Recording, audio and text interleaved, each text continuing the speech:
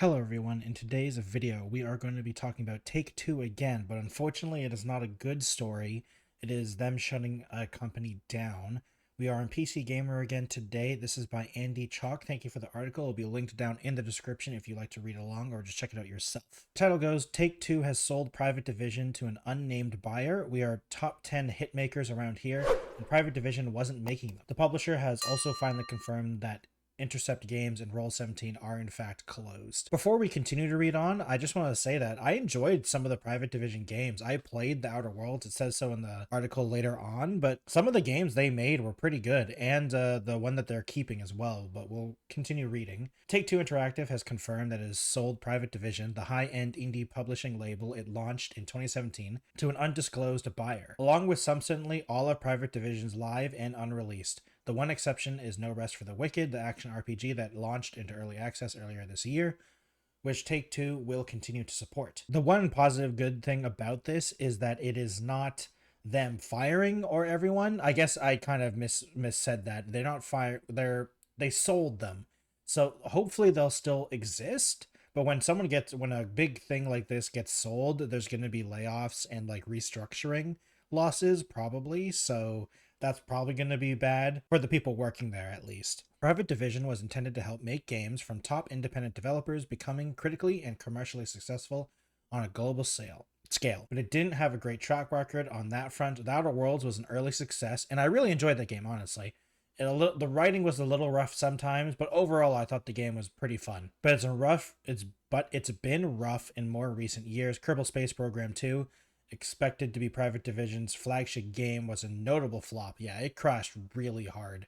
Like, really hard. Speaking during an investment call today, Take-Two CEO, the chairman, Struck Zelnick, suggested that the flops weren't the issue. The real problem is that even Private Division's hits just weren't big enough. Yeah, I mean, it's Take-Two. The problem is when you're Take-Two, being a hit, you're being compared to Grand Theft Auto and Red Dead Redemption, which it's just not the same outlook as most video game publishers. So when you're trying to be a success in Take-Two's eyes, it's just honestly it's impossible, I would say. We're really impressed with what Michael Wirtz and the team built with Private Division, Zelnick said. They brought on board and launched a number of titles over the past several years, and virtually all of them worked out, and a couple of them were pretty big breakouts. At the same time, it has become clear that our thesis, which is work with independent developers, bring them into independently minded division, and perhaps create new, huge, durable intellectual properties for the company, was going to be challenging at best. The problem is, I'm sure they're going to say it, is that the problem is that they're just not big enough compared to all the other things that Take-Two can do. Like when you own 2K and Rockstar, you can't compete with them. They're too big for indie developers like this. And I mean, Outer Worlds sold pretty well. The No Rest for the Wicked game sold pretty well. Even though Kerbalspaceprogram 2 didn't do very well, it still sold okay.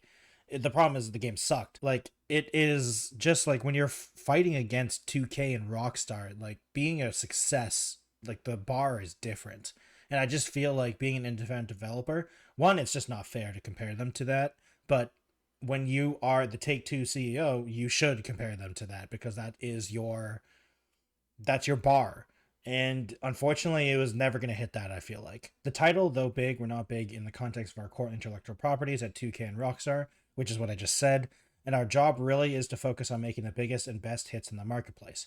We're not the long tail company. We're a top 10 hit makers around here, which is true, and they are. And unfortunately, when you're trying to compare them to that, it's never going to work. That's what we're on the console side, and that's what we're on the mobile side. And that is the core of any mature entertainment business, being a top 10 player. I don't know if I agree with that, but I understand why that's their mindset because they are a top 10 player. Take-Two is also confirmed months after the fact that Kerbalspaceprogram 2's developer, Intercept Games and Ollie maker Roll17 has been closed. I mean, that was pretty much confirmed. The closure were initially reported as May as part of a major layoffs at Take-Two, but Zelnick said shortly after that they had not actually been shut down, which was just a lie. They 100% were shut down. A Take-Two representative has now told games industry that both studios were closed at some point prior to Private Division's sale.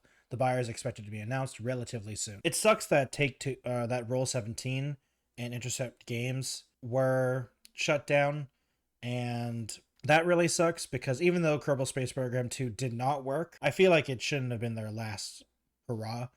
But at least the other ones had a are going to have a chance because they're being sold. They're not being let go or shut down. So that is a good thing in my opinion, at least. So they can continue making the games, hopefully, as long as this buyer is going to continue. I'm really interested who the buyer is. I want if it's Microsoft, that's going to be interesting because that means if it's Microsoft, that's probably one of the better case scenarios because they tend to just let studios do their own thing, especially if they're smaller studios like these ones are. It's not going to be an Activision Blizzard where they fire a bunch of people or let go a bunch of people because these are smaller studios, so there won't be as much overlap in terms of roles and things like that. I wonder if that is them though, because the only other people that are buying up a bunch of people, like I don't think many other people are buying a ton of things. There are a couple behind the scenes people that are buying up studios a lot, but they aren't really buying like the smaller ones. So I wonder, like maybe the only other one I can honestly think of is maybe Sony, but I don't think so.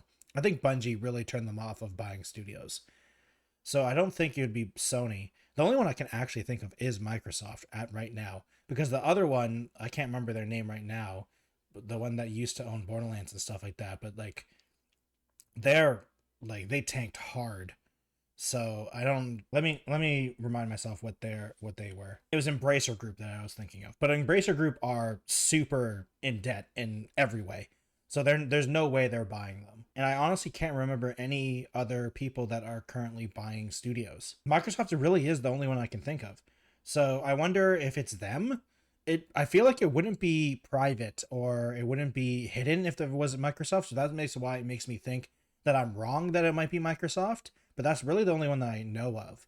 I know there's a couple of companies in Europe that are buying up a bunch of video game studios and IPs. Unfortunately, I don't know their names, but do know that they're not like on the Microsoft level of corporation. They're definitely in like the medium sphere of big corporations. They're still a relatively big corporation, but not comparatively to Microsoft. So I wonder if they are the ones doing that. And that would make a little bit more sense because they're definitely on a smaller scale. And I feel like if they were the ones in the head of it, the other than obviously, I mean, Kerbal Space Program 2 didn't do well, but like Outer Worlds and all the other games that Private Division made would still be counted as successes because you're not comparing themselves to 2K games and Rockstar. So if when you're not compared to those types of games, I'm pretty sure Private Division would have been totally fine. The problem is when you're compared to Grand Theft Auto and any of the 2K games, it's not fair, and you're never going to win against that comparison. So hopefully Private Division can work this out and land on their feet. It sucks that Intercept Games and Ollie Ollie are just gone, but hopefully they can salvage whatever they can and hope maybe try again or do just land on their feet, like I said. That is going to be the video for today, though. Thank you all for watching today's video. If you'd like to support, please subscribe to the channel. Let me know down in the comments what you think about this.